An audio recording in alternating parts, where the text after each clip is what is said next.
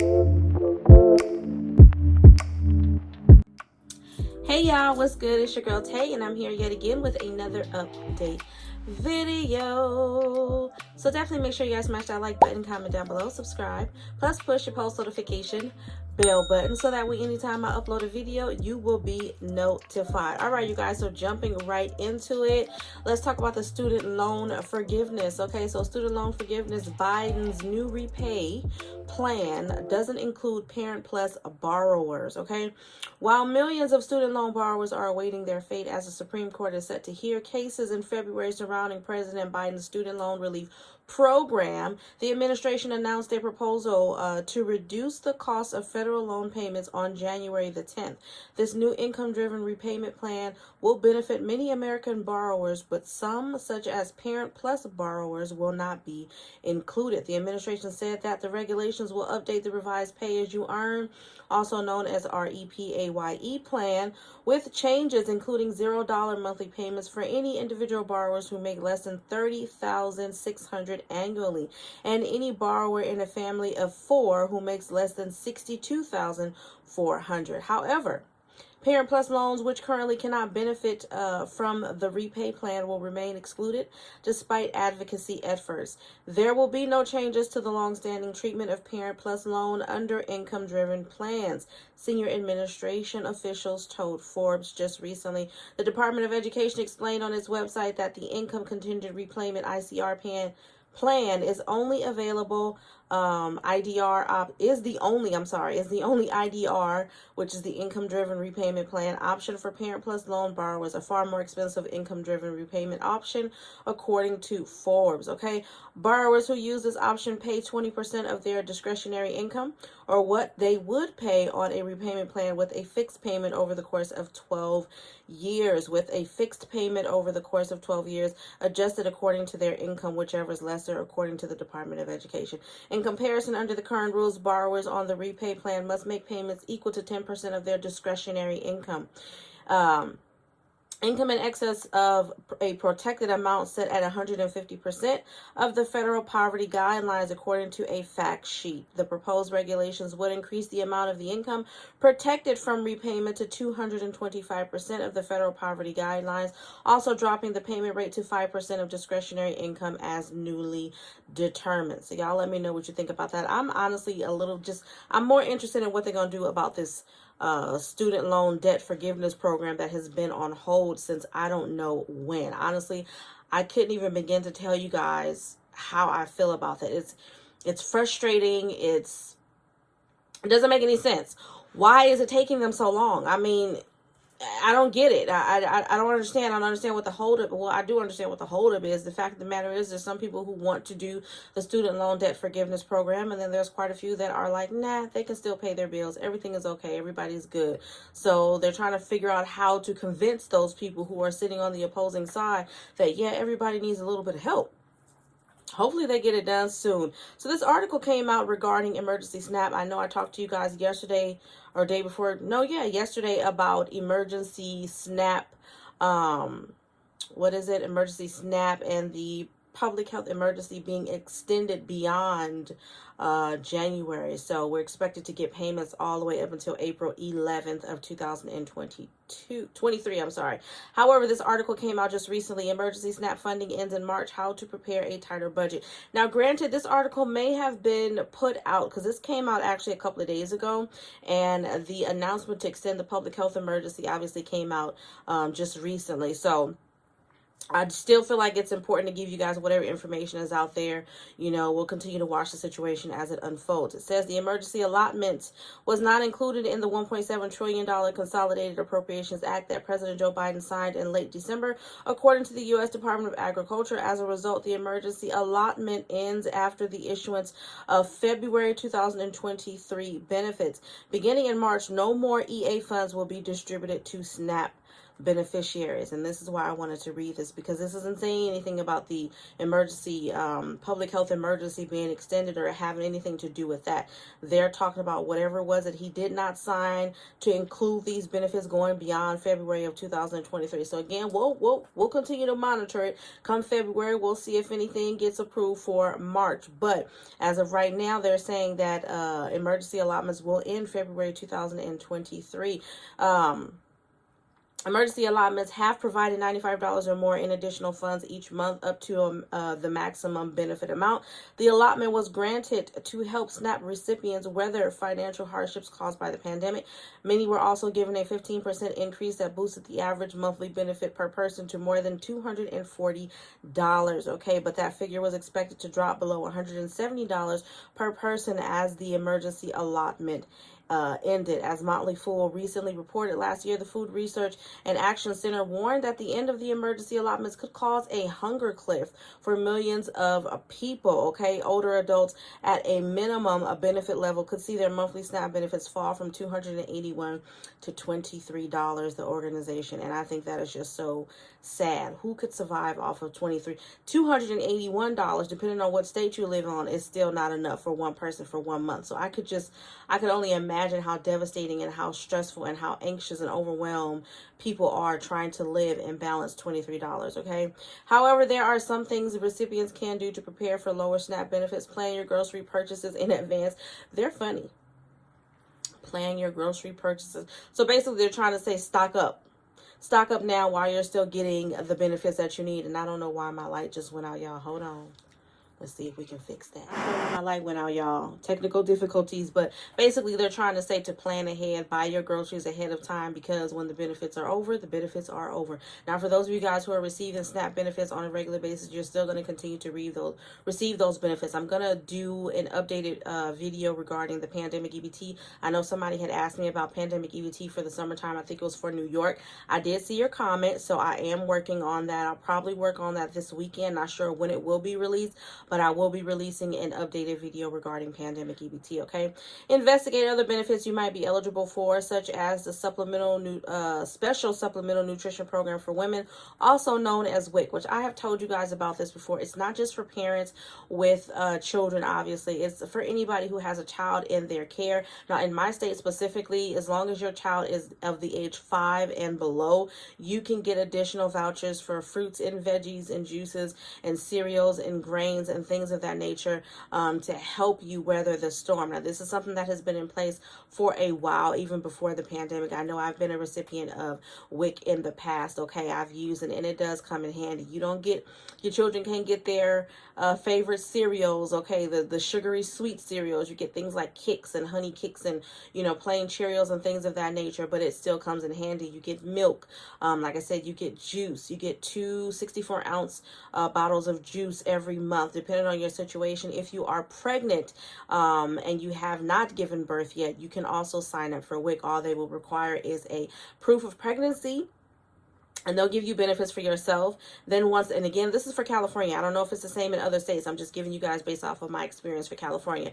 I don't know in other states if it's different, but when you're pregnant, they'll give you benefits for yourself. It's basically a card. Now they have a debit card now that they're giving you. You take that debit card, you take it to the store, you use it the same way you would use any other debit card and process the foods. Most of the foods in the store that are WIC eligible will have a label on them, so they make it easy for you to shop, or you can go to specific stores that are geared towards people who have these debit cards or who have these benefits from WIC, and that also makes it a lot easier for you to just shop and get everything you need, okay? But back to what I was saying in terms of the criteria. If you are pregnant, you will get benefits for yourself. Once you give birth to the baby, then you will get what you need for your baby. Now, obviously, baby's not going to be drinking regular milk and eating fruits and veggies right out of the womb, right? But they will give you formula if you plan on feeding your baby formula. I know they also help with breast pumps and things of that nature if you plan on breastfeeding. And they will also still give you the vouchers for yourself, I think up to 6 months after you have given birth to your baby. Okay, so definitely something that you may want to look into. There is also LIHEP, which is, I have spoken to you guys about this before, HEAP. Heating Energy Assistance Program. Okay, those have been in place again prior to the pandemic. I know a lot of these programs have a lot of extra funding that they've been trying to disperse because it has to go back if they don't use it. So you may want to look into that. That is a program that is willing to put money towards your utility bill. So whoever your gas servicer is or your electricity servicer is, whoever aids your neighborhood or your state with those utilities, you may want to look into LIHEP, LIHEAP, or HEAP. Again, it's dependent on whatever state that you are in. Okay, so just wanted to let you guys know about that. Again, this came out 2 days ago. I will definitely be looking into this to see if this is actually factual. We'll know for sure next month, come the end of February. If we don't see any states being approved for benefits, then we'll know that that is the end. Okay. Okay, and last but certainly not least, we've got some Trader Joe's Ghirardelli dark chocolate with lead. Last month, a Consumer Reports study discovered that many common dark chocolate bars contain both lead and cadmium, CADMIUM, two heavy metals that pose risk when digested in large amounts. Trader Joe's and Ghirardelli dark chocolates were linked to the study, as were others such as Lindt and Godiva. Dark chocolate is often billed as the healthier chocolate option for its abundance of antioxidants. However, the chocolate industry has been looking for ways to reduce the amount of lead and cadmium, as both heavy metals can cause serious developmental problems, according to the Consumer Reports. Along with affecting brain development, frequent exposure to lead can cause complications in the nervous system, kidney damage, and reproductive issues, among other health problems. In the study, Consumer Reports tested 28 different dark chocolate brands. Since there is no federal limit for the amount of heavy metal most foods can contain, the analysis used California regulations, as they're the most stringent according to the Consumer. Well, let me read that again, because if I understood that correctly, basically they're not monitoring, or they're not making it a big deal that they are using metals in the food. I'm going to read that again. Y'all let me know if that was your understanding of what I just read, okay? In the study, Consumer Reports tested 28 different dark chocolate brands, okay? Since there is no federal limit for the amount of heavy metal most foods can contain, the analysis used California regulations, as they're the most stringent according to Consumer. So they don't care that they putting metal in the food. There is no limit on how much metal you can put in the food. Okay, good to know. Good for y'all to know. Good for y'all to know. I'm telling you, I've never been a person that's been into all of these trending diets like vegan, gluten-free, and all of that. But now I'm starting to think we all need to pay a little bit more attention. I pay attention to the ingredients and certain things that I buy. I try to do a lot more wholesome foods, or foods that I figure have the least amount of human interaction, like fruits, fresh fruits and veggies and things of that nature. Try to stay away from processed foods, but the reality is that a lot of that stuff that people buy for those diets is expensive, and I don't see them making or any effort to try to bring down the cost. I also saw an article recently saying that we are getting ready to, or not, if not already, in a national egg shortage. Okay, dark chocolate is often billed. Well, we already read that part. Okay, let me go back to where I was. To determine the amount of metal in each chocolate bar, Consumer Reports measured the amount of lead and cadmium by testing 1 ounce from each chocolate brand to determine the percentage of metal in each ounce.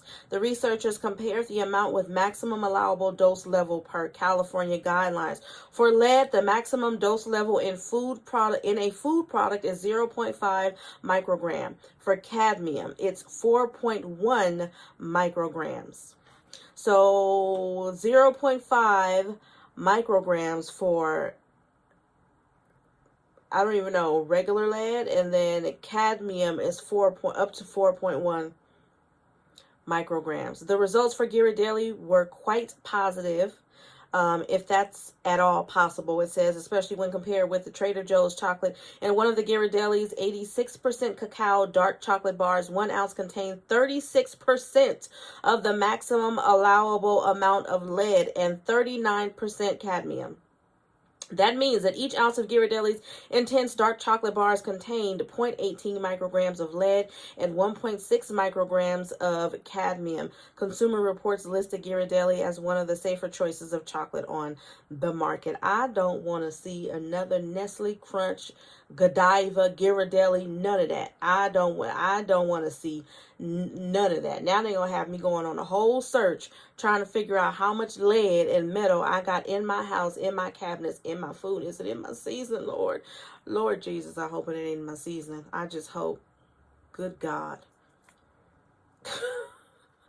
Moving on from that, you guys, let's end off with these emergency SNAP maximum benefits for the month of February, honey. Let's try to bring it all the way back to something positive, because that just took me all the way out. Okay, so yesterday I did notice, for some reason, when I was looking at the emergency SNAP maximum benefits on my phone, it didn't show me the few states that had been approved for February. I did put it in the little video clip that I had added to the video showing you guys yesterday. At the time when I looked, there were 3 states that had been approved. I think it was California, New Hampshire, and Vermont, or maybe Wisconsin. But I did do a video, and in that video I showed you the payout date. So today we're just going to go through, because there are a couple of more states that have been approved. Surprisingly, California is on the list pretty early, because you know California is usually pretty late. But emergency SNAP maximum benefits for February, we have California coming in at March the 25th. I don't see another date here. You know, sometimes they be doing 2 dates for California depending on what type of case that you have, but I only see March the 25th. Moving on, then we have Kansas. Kansas is coming in at March the 22nd through the 31st. Okay, so we have Kansas, March the 22nd through the 31st. And we're going to move over to Maine. And Maine has February the 10th. That's it. February the 10th for Maine, okay? Moving on from Maine, New Hampshire. I think, no, that's New Jersey. I was thinking about New Hampshire. We have February the 2nd and the 17th. And then March the 17th. So 3 dates for New Hampshire. February the 2nd and the 17th. And then March the 17th. Okay. Then we have Vermont. Vermont is going to be March the 14th. Okay. Vermont is March the 14th. And then last we have Wisconsin that's being approved right now for February. And Wisconsin will pay on February the 18th with a final run on April the 8th. Okay, so again, if you guys don't know what I mean when I say the final run, that basically means that anybody that does not get their emergency SNAP maximum benefits on the date specified by your state, then they will basically pay out on another date for everybody who they found have been missing or missed out on their payments or whatever. All right, you guys, as always, I hope this information was in some way helpful or useful to you guys in the least little bit. Do me a favor if you haven't already. Don't forget to smash that like button, because it really does help to let YouTube know that you like what I'm doing and you want me to stick around. Let's drop some flowers down below in the comment section. Let me know you made it all the way to the end of the video. I'm going to put a surprise. We're gonna do a surprise.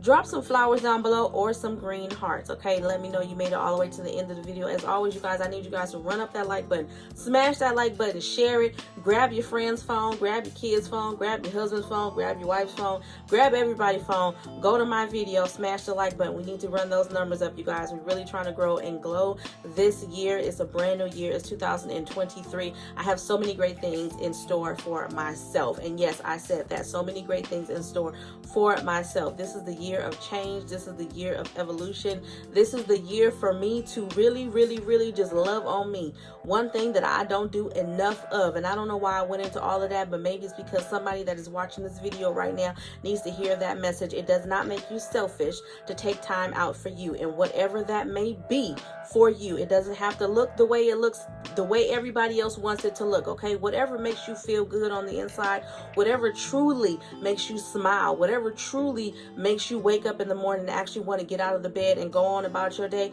that's what you need to do. Go get a pedicure, honey. Take a bath, take a shower, soak, drink you some wine, drink you some cranberry juice. Like I said, it doesn't matter. It doesn't have to make sense to me. It doesn't have to make sense to nobody else but you. As long as you ain't hurting yourself or anybody else, I am absolutely for it, okay? I don't know who needed to hear that other than myself, but obviously somebody needed to hear that, so I want to leave you guys with that message. Please, please, please acknowledge you. Please love on you, appreciate you, especially as women. That is the one thing that we don't do enough. Okay, we forget to appreciate ourselves. We undervalue ourselves in the world and deem ourselves as the slaves of everybody else. This is not true. In order for us to be the best that we can for everybody else, we need to be the best that we can for ourselves. That is what is going to ultimately make us better human beings, better women, better mothers, better wives, better sisters, better cousins, better aunties, whatever roles that you play, and we all wear many hats, okay? Love on you. On that note, you guys, I'm going to say, remember to live, love, elevate. Know that I am truly rooting for all of you guys to win. And I would definitely see you guys in the next video. Peace, y'all. Bye.